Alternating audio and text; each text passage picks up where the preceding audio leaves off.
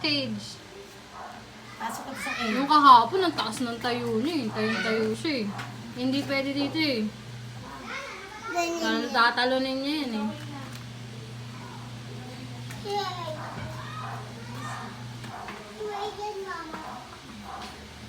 Diyan, nandiyan siya sa gilid eh.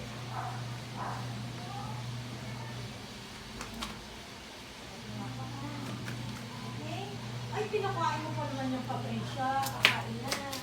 Paano mo hindi kakain yan? Ipita mo mo. Tingnan mo. Baby! Asa yung pasipang sungkit, be? Hindi ko ako eh. No. Ayaw niya naman sa madumi. Gusto niya nililinis niya sarili niya.